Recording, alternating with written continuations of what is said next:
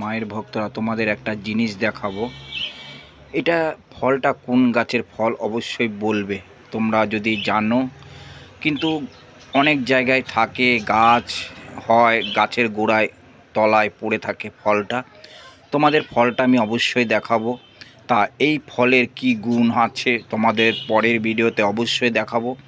ফলটা যদি কেউ চিনতে পারো অবশ্যই কমেন্ট বক্সে কমেন্ট করবে। এই হচ্ছে ফলটা, এই হচ্ছে আমার হাতে ফলটা। দেখো, এই যে ফলটা আমি তোমাদের হাত থেকে তুলে দেখাচ্ছি। ভালো, এই দেখো, ভালো করে দেখে নাও। যদি দেখতে না পারো ভালো করে আমি দেখিয়ে দিচ্ছি এটা কি ফল।